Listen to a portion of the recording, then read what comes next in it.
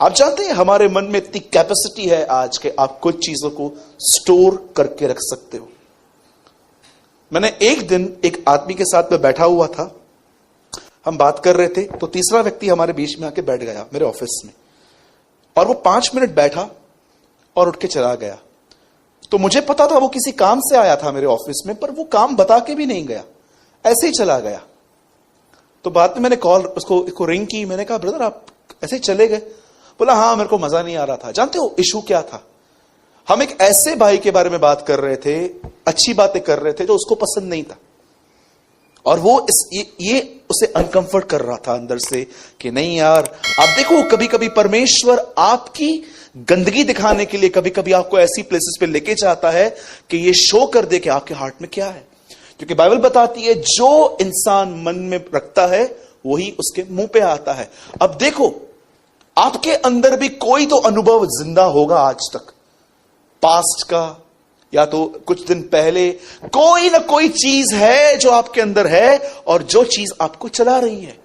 पर मैं आज आपको बाइबल में से एक व्यक्ति से मिलवाता हूं। आप जरा देखो इस आदमी ने अपने हार्ट में क्या रखा था और इस चीज ने उसे कितना मजबूत कर दिया था भविष्य के प्रति। ठीक है, अब ध्यान दीजिए सब, यहां पर देखिए, कई अपने बाजू वाले से वचन सुनने के लिए तैयार हो जाओ। यस, अब ध्यान दीजिए, बाइबल ऐसा बताती है। बताइए नए नियम का पहला वचन क्या है? आदि में वचन, ये यूहन्ना का पहला है। आइए हणो दुका हणो, कोई ना कोई तो निकल ही जाएगा। भाई मैं बहुत सिंपल क्वेश्चन पूछ रहा हूं, नए नियम का पहला वचन क्या है? इब्राहिम की संतान। पकड़ लगा।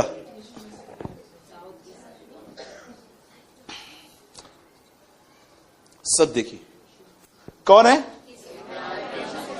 ओके, ध्यान दो। कितने लोग ये बात जानते हैं इब्राहिम न्याय के दिन से पहले ही स्वर्ग में पहुंचा है? यू नो हम तो न्याय का वेट करेंगे ना, लेकिन वो तो पहुंच भी गया है वहां पर। अब मुझे नहीं पता है कि परमेश्वर ने उसको कैसे लिया है, but he is a boss. अब हम मट्टी हैं, हम कुमार से सवाल नहीं कर सकते हैं कि तू ऐसा क्यों करता है।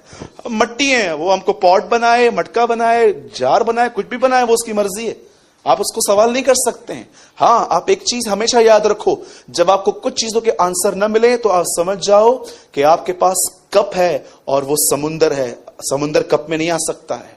पौलुस जैसा व्यक्ति, इतना महान व्यक्ति कहता है कि मुझे धुंधला दिखता है, पर जब सर्वसिद्ध आएगा तो साफ साफ दिखेगा। कुछ चीजों का आंसर सिर्फ वहीं पर मिलेगा, यहां पर नहीं मिलेगा आपको कुछ चीजों का। अब देखो इस आदमी का नाम इब्राहिम है, ठीक है। एक आदमी जो गरीब था वो मरा और सीधा वो इब्राहिम के गोद में था। और कितने लोग ये बात जानते हैं, इस संसार में परमेश्वर एक ही खानदान की रक्षा करता है, वो है इब्राहिम। आप चाहें तो आप इब्रानियों पढ़ सकते हैं, लिखा है वो स्वर्ग दूतों को नहीं पर इब्राहिम के वंश को संभालता है। और नए नियम में यीशु मसीह ने जक्कई को क्या कहा? देखो इब्राहिम का बेटा। एक स्त्री जो कुबड़ी थी, यीशु ने उसके लिए क्या कहा? इब्राहिम की बेटी। और आप जानते हो बाइबल में के अंदर अगर परमेश्वर ने पहला मित्र जिसे कहा है वो कौन है? इब्राहिम। क्या था इब्राहिम? क्यों रोमियो 4 अध्याय में पूरे उसकी लाइफ के लिए पूरा एक्सप्लेन किया गया है कि वो आशा में, निराशा में आशा रखता था, विश्वास करता था। इवन पौलुस ने उसकी वाइफ के ऊपर दृष्टांत कहा था कि दासी को निकाल और स्वतंत्र स्त्री की संतान बन। अब मैं आपको कुछ उसके जीवन का एक ऐसा शेयर करना चाहता हूं। देखो यहां पर क्या हुआ। बाइबल ऐसा कहती है इस आदमी को 100 साल की उम्र में बेटा हुआ। 99 में जब प्रभु उससे मिलने आया ये बताने के लिए कि अगले साल तुझे बेटा होने वाला है। आपको पता है इब्राहिम बैठा हुआ था घर के पास, और जैसे उसने खुदा को देखा वो आ रहा है, लिखा है वो उठा, दौड़ा, उसके पैरों पे गिर के कहता है सुन, आ, बैठ, खा, आराम कर, क्योंकि तू उसके लिए आया है। आप कहोगे ब्रदर अब इसमें क्या है कि वो आया और भागा?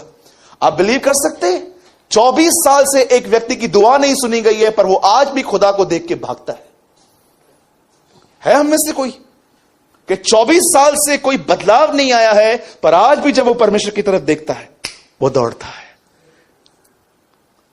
मैंने बहुत कम लोग देखे हैं जो कंटिन्यू प्रेयर करें और जब मैं उनसे मिलूं तो वो मुझे ऐसा कहें, ब्रदर इट्स ओके, मैं प्रार्थना करता रहूंगा, भले मेरे मरने के बाद आंसर आया, जैसे दानियल की प्रार्थनाओं का आंसर उसके मरने के बाद आया था, पर मैं दुआ तो करता रहूंगा। बहुत सारे लोग फेथ में फेंट हो जाते हैं, नीचे हो जाते हैं, दुआ करना बंद कर देते हैं और वो बातें, और जानते हो प्रभु को एक यही कैरेक्टर पसंद नहीं है जब आप गिव अप करते हो। मेरा धर्मी जन यदि पीछे हटे तो मेरा मन उससे खुश नहीं होगा, इब्रानियों में लिखा गया है। इब्राहिम को 100 साल की उम्र में खुदा ने एक संतान दी, एक बेटा दिया, और बेटा होने के बाद आप सब जानते हैं प्राथमिकताएं बदल गई। आपको पता है आपके फोन ने आज प्रभु की जगह लेके रखी है। शायद मुझे नहीं पता है कि आपको यह बात पता है कि नहीं। क्या आप इस बात को जानते हो? आज फर्स्ट प्लेस आपके लाइफ में कौन है? आपका सेलफोन। आप बिलीव करो या नहीं, आप अगर सुबह उठ के पहले दुआ नहीं करते हो पर आप ये चेक करते हो कि फोन कहां है, क्या है, तो मैं आपको बताना चाहता हूं किसी और ने आपकी जगह लेके रखी है। अब देखो, जब इब्राहिम को इसहाक पैदा हुआ तो प्राथमिकताएं बदल गई। इब्राहिम के जीवन में जो चीज प्रथम थी अब वो सेकंड पे आ गई। परमेश्वर सेकंड प्लेस पे आ गया और सारा दिन बच्चे को खेलना, घुमाना, खाना खिलाना, उसकी क्यूटनेस को देखकर वो इतना बिजी हो गया कि परमेश्वर को भी ये चीज ठीक करने के लिए उसकी परीक्षा करनी पड़ी। याद रखना, आप अपनी परीक्षा खुद करते हो। जब आप परमेश्वर को छोड़ और चीजों को वैल्यू देते हो, आप देखो आपकी ये जो भीतरी जीवन है विचारों में, यहां पर डिस्टर्बेंस रहता है। लेकिन आप ट्रमेंडस पीस में रहते हो, आपके अंदर शांति होती है जब आप ये देखते हो कि आप हर चीज खुदा के लिए करते हो। Intention is important. क्या लिखा है प्रभु का वचन? गांठ और गूदे को, और आधा वचन बोल रहे हैं आप सब। खोल तो 4:12 देखो प्रभु का वचन कहां काम करता है। हिब्रू, सॉरी भाई, पंकज जी 4 लाइट्स बंद कर बेटा ताकि सब पीछे देख पाए। ये देखिए प्रभु का वचन कहां काम करता है। कोई कहता है क्योंकि परमेश्वर का वचन जीवित और प्रबल और एक 2-धारी तलवार से भी अधिक चोखा है और जीव और आत्मा को और गांठ और गूदे को अलग करके आर पार छेदता है और मन की भावनाओं और विचारों को जांचता है। जब आप वचन सुनते हो और आपको लगता है यस ये मेरे साथ है, ये मैं नहीं हूं, ये कलाम है जो आपको छेद रहा है, तोड़ रहा है। आप जानते हैं जब इब्राहिम को बेटा पैदा हुआ तब उसकी प्राथमिकताएं बदल गई। अब परमेश्वर सेकंड पे आ गया और इसहाक फर्स्ट पे आ गया। और एक दिन ऐसा हुआ कि परमेश्वर ने डिसाइड किया कि हम उसकी परीक्षा लेंगे और परमेश्वर इब्राहिम को कहता है अपने बेटे को ले, उसे मार। और याद रखना प्रभु ने उसको क्या कहा? होम बलि करना। मैं नहीं जानता हूं होम बलि का प्रोसेस कितने लोग जानते हैं। होम बलि का मतलब होता है काट के जलाना। इसलिए देखो इब्राहिम ने हाथ में छुरी और आग ली थी। अब देखो यहां पर क्या हो रहा है। लिखा है सवेरे इब्राहिम उठा, सेवकों को कहता है उठाओ एक गधा। उस गधे पे काठी रखता है, अपने बेटे को लेता है, चलना स्टार्ट करता है। मैं एक बात पूछूं आपसे, अगर 1% भी इस हॉल में ये चीज लोग समझ पाए ना तो मैं प्रभु को बोलूंगा प्रभु बहुत बड़ी बात है। ये भी 1% एक व्यक्ति भी अगर समझ पाया, मैं कहूंगा कि आप सब प्रभु से कुछ ना कुछ मांगते हैं ना। कभी आपने प्रभु को यह कहा है थोड़ा अपना दर्द शेयर कर कि तू कहां से गुजरता है प्रतिदिन। परमेश्वर 2000 साल के बाद जो क्रूस पर सहन करने वाला था उसे थोड़ी अपनी पेन इब्राहिम के साथ शेयर की। इसलिए पौलुस कहता है मुझ पर यह अनुग्रह हुआ कि न केवल मैं उसके लिए आशीष पर मैं उसके लिए दुख भी उठाऊं और उसके दर्द और उसके मरहम को जानूं। हम एक ऐसी मसीहत से जीते हैं जहां पर सुबह से रात तक टीचिंग्स चलती हैं, प्रभु से मांगो, बड़ा विश्वास रखो अगर चाहिए तो। कितने लोग हैं जो प्रभु को यह कहते हैं प्रभु आशीष बाद में देना, आजा थोड़ा अपना दर्द मुझसे शेयर कर। परमेश्वर 2000 साल के बाद ऊपर से देखने वाला था उसका बेटा कैसे मरेगा। उसे थोड़ा दर्द इब्राहिम से भी थोड़ा बांट दिया कि देख जब बेटा मरता है तो क्या हालत होती है। या लिविंग इन द डेज, समय के ऐसे दिनों में जी रहे हैं जहां पर सिर्फ लोग प्रभु से मांगते हैं, पर कोई ये नहीं कहता है कि खुदा अपना दर्द मुझसे शेयर कर। मांगना मांगना, मत्ती 7:7 तो फेमस हो गया है हमारे कलीसियाओं में। मांगो, ढूंढो, खटखटाओ। बच्चे बच्चे ये वचन जानते हैं। किसी के घर में भी जाओ आप देखो ये वचन वॉल पे लगे ही रहते, मांगने वाले। कभी आपने देखा किसी घर में जाओ और वहां पर एक वचन लिखा हो, हमारा परमेश्वर बसम करने वाली आग है? कोई नहीं लिखता है ऐसे वचन। क्यों कोई नहीं लिखता है? क्योंकि ऐसे वचन आज पसंद ही नहीं है। आप जानते हैं उसके बाद क्या हुआ? जैसे इब्राहिम अपने बेटे को ऊपर लेके गया, अब सुनिए, जब वो बेटे को लेके ही जा रहा था, वो अपने दासों को कहता है, सुनो यहीं ठहरो, ये लड़का और मैं आराधना करके वापस आएंगे। अब देखो इब्राहिम क्या कर रहा है। जैसे इब्राहिम पहाड़ पे चढ़ रहा है, एक ऑसम क्वेश्चन इसहाक उससे पूछता है। बोलता है, बाबा, डैडी, लकड़ी भी है, छुरी भी है, आग भी है, बलिदान कहां है? इब्राहिम कहता है, चल, परमेश्वर समय उसका उपाय करेगा। वो समय उसका उपाय करेगा। और जानते हो जैसे वो ऊपर गया, अरे क्या स्टोरी है ये। बेटे को बांध रहा है और बेटा बंध रहा है। सोचो अगर हमारा पिताजी हमारे साथ ऐसे करे तो कितने यहां पर बेटे हैं, अगर आपका डैडी आपको ऊपर लेके जाए, पहाड़ से नीचे भाग के आएंगे, सठिया गया है। बोलिए कितने लोग बोलेंगे, अरे जाती हो तो पप्पा में दुष्ट आत्मा आची भैया। हम लोग तो ऐसे बोलेंगे, डैडी में दुष्ट आत्मा आ गई है। पर इब्राहिम जानता था, वो परमेश्वर की आवाज पहचानता था। अगर आज रात को आपको सपना आए ना कि मुझे प्रभु कह रहा है अपने बेटे को खत्म कर दे, आपको पता है क्या करोगे? आप सवेरे उठ के शैतान से लड़ोगे, शैतान तेरे सारे दर्शनों को मैं कैंसिल करता हूं यीशु मसीह के नाम में। और प्रभु ऊपर से देख रहा है, मैंने दिया था। आप चाहते हो हम कौन सी चीजों को एक्सेप्ट करते हैं लाइफ में? जो चीजें हमारे हिसाब से, लेकिन जो भी हमारी तरफ से नहीं है वो खुदा की तरफ से कभी नहीं होता।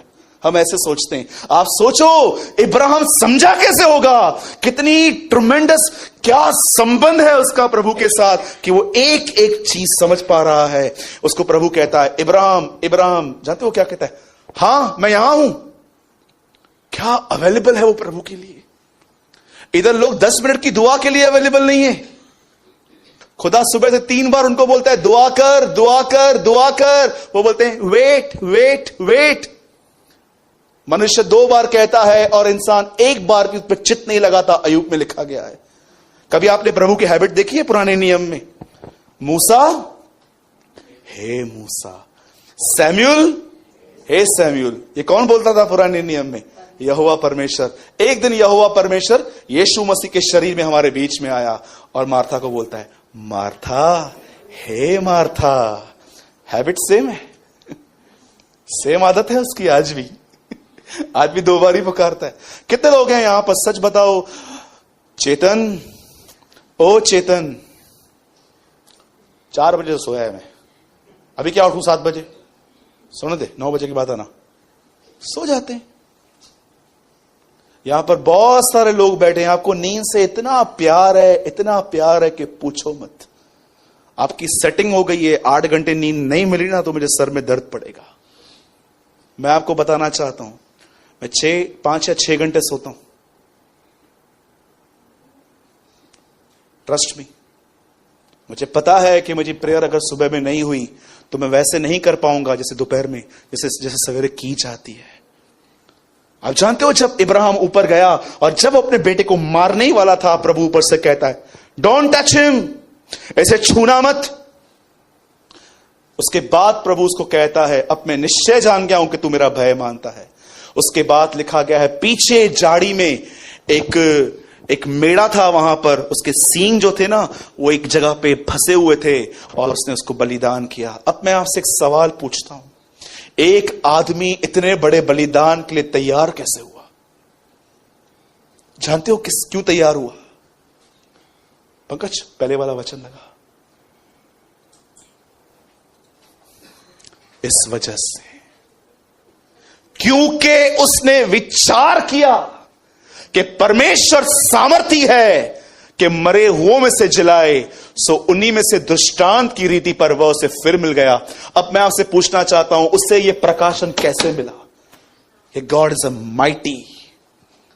आपको पता है, जब इब्राहिम अपने बेटे को बलिदान करने जा रहा था, पूरे पहाड़ पर चढ़ते चढ़ते उसे एक ही विचार था, एक ही विचार कि जब मैं 100 साल का था, सारा 90 की थी, तब मुझे परमेश्वर ने दिया है। हम दे देते हैं क्योंकि वो इतना सामर्थी है कि यदि हम उसे मार दे तो उसे वो वापस जिला सकता है।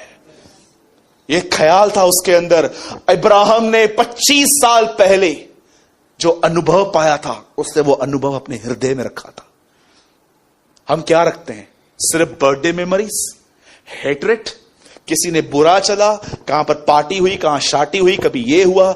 मैंने लोगों को देखा है, इतना अननेसेसरी स्टफ वो अपने अंदर रखते हैं। पर कितने लोग हैं इब्राहिम की तरह इन अनुभवों को रखते हैं कि एक समय था जब मेरी वाइफ के पास कंसीव करने की शक्ति नहीं थी, मेरा बदन बूढ़ा हो गया था, उस 100 साल की उम्र ने परमेश्वर ने मुझे बेटा दिया था, और आज वही परमेश्वर अगर मुझसे मांगता है तो मैं दे दूंगा, क्योंकि उसके पास ताकत है मुर्दों में से जिंदा करने की। हमने सब अच्छी अच्छी बातें छोड़ दी हैं और कचरा भर के रखा है अपने अंदर, और वही आपको लीड कर रहा है। मैं नहीं जानता हूं आप में से कितने लोग इस वचन को इंग्लिश में जानते हैं। अब आप खोलिए मत, सिर्फ पंकज भाई खोल रहे हैं, और देखिए नीति वचन 4:23। मैं आपको पहले हिंदी में बताता हूं, आप इंग्लिश में खोलो। सबसे अधिक अपने मन की रक्षा कर, क्योंकि जीवन का मूल सूत्र वही है। नहीं समझ में आता है हिंदी में, इंग्लिश में पढ़िए। ERV, ये देखिए क्या लिखा है, 4:23 प्रोवर्ब्स, नीति वचन। Above all, be careful what you think, because your thoughts control your life. आज आप जो सोच रहे हो वो आपको कंट्रोल करेगा। क्या लिखा है? मतलब वापस उस वचन में जाइए। क्योंकि उसने विचार किया। क्या विचार किया? एक अनुभव था उसके पास कि परमेश्वर ने मुझे 100 साल की उम्र में बेटा दिया था। कोई आशा नहीं थी, निराशा में उसने आशा रखी, प्रभु ने उसको बेटा दिया, और वो इस वजह से बेटा देने के लिए रेडी हो गया कि जिसने 100 साल की उम्र में मुझे बेटा दिया है, वो उसको जिंदा क्यों नहीं कर सकता? आप जानते हो, हम लोग को यह सिखाया गया है कि उसका बेटा नहीं मरा, पर बाइबल कहती है एक्चुअली वो मरा है। क्या लिखा है? फिर मिला, वापस मिला लिखा है। हम लोग कहते हैं कि वो नहीं मरा है, लेकिन बाइबल कहती है यस वो मरा है और उसको वापस भी मिला है। बाइबल ये बात कहती है। क्यों कैसे मरा? क्योंकि इब्राहिम रेडी हो गया था, वो तैयार हो गया था मारने के लिए। इसलिए बाइबल कहती है यस वो मरा है और वापस भी मिला है। क्या आप ये बिलीव कर सकते हो? इसहाक एक दृष्टांत है प्रभु यीशु मसीह का, जिसे खुदा ने मारा और वापस मुर्दों में से जिंदा किया। वैसे ही दृष्टांत की रीति पर तुम कह सकते हो वो उसे मिला है। एक मॉरल जो मैं आपको बताना चाहता हूं वो ये है, कौन सा अनुभव आप अपने अंदर लिए फिर रहे हो इन दिनों में? किसी ने आपसे नफरत की, किसी की वजह से आपकी लाइफ खराब हो गई है, कोई ऐसा निर्णय जो आप आज तक पछता रहे हो कि मैंने ऐसा क्यों किया, या आप दूसरी बात सोचो कि किसी ने आपको हर्ट किया और आपके अंदर अनफॉरगिविंग एटीट्यूड आ गया है उनके प्रति। आप इन चीजों को पकड़े हुए हो कि आपने अपने अंदर, दाऊद कहता है मैंने तेरा कलाम अपने दिल में रखा है ताकि तेरा गुनाह न करूं।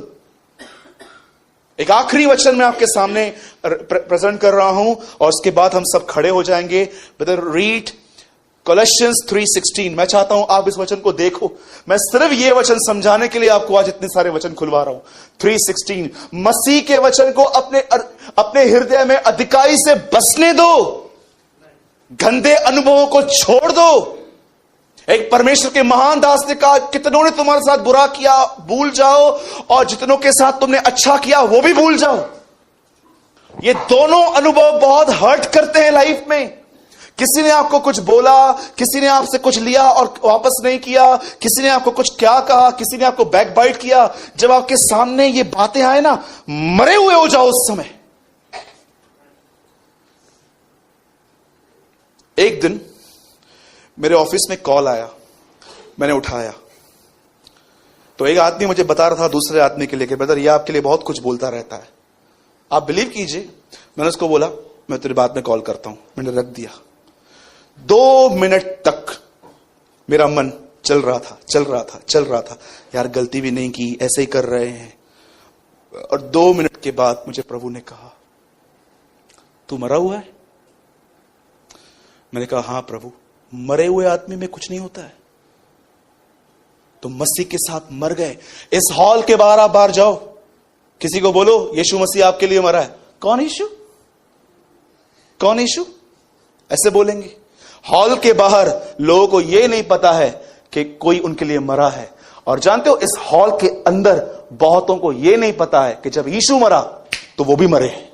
हेलो दोस्तों, आप सभी को जय मसीह की। आई होप आपने यह वीडियो पूरा देखा और समझा होगा। हम बाइबल की एक स्टोरी को आज लेते हैं जब यीशु मसीह अपने चेलों के साथ नाव पे सवार होते हैं और वह नदी पार कर रहे होते हैं और वो सो रहे होते हैं, कहीं जा रहे होते हैं। तो यीशु मसीह सो रहे होते हैं।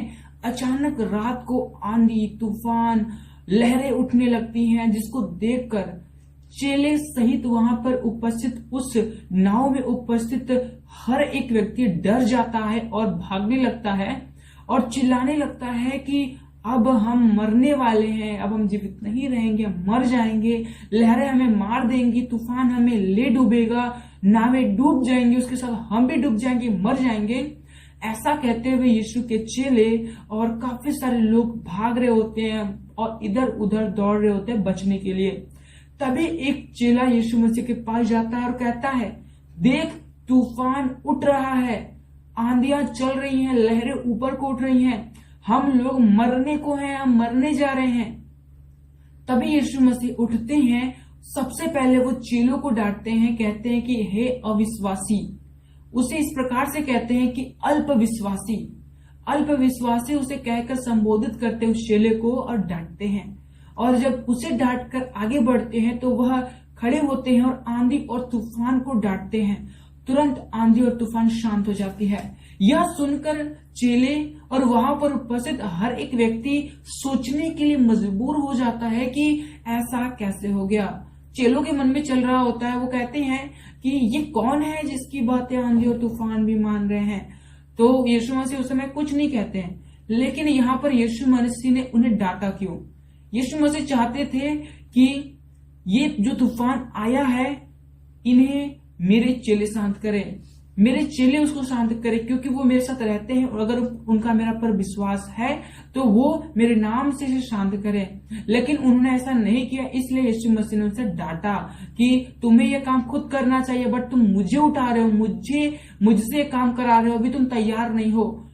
ऐसी बात तो कंफर्म हो गई। उसके बाद वो लोग आगे तट पर पहुंचते हैं, नाव से उतरते हैं और जिस किनारे पर वो उतरते हैं वहां पर एक व्यक्ति होता है जिसको गांव वालों ने जंजीरों से बांध रखा था। जैसे ही उसकी नजर यीशु मसीह पर पड़ती है तुरंत वो सकपका जाता है, तुरंत वो मतलब परेशान हो जाता है और कहने लगता है, हे परमेश्वर के पुत्र, हमें समय से पहले क्यों नाश करने आया है? और विनती सुन और हमें इन सुअरों के झुंड में डाल दे, हमें जाने की आज्ञा दे। तब यीशु मसीह उसकी प्रार्थना सुनते हैं और उसे सुअरों के झुंड में डाल देते हैं। यहाँ पर अगर हम देखें तो जब इस चेलों ने उस यीशु मसीह के आश्चर्य काम को देखा, जब उन्होंने आंधी तूफान को शांत किया, तो यहाँ पर चेलों के मन में आया कि ये कौन है जिसकी बातें आंधी तूफान मानते हैं। वहां पर यीशु मसीह ने सुना है लेकिन उन्होंने जवाब नहीं दिया। उन्होंने सोचा होगा कि मैं जवाब दूंगा तुम नहीं मानोगे, अब तुम इसके मुंह से सुनो, ये जो दुष्ट आत्माएं कह रही हैं, दुष्ट आत्माएं मुझे जानती है कि मैं कौन हूं, अब तुम सुनो मैं कौन हूं।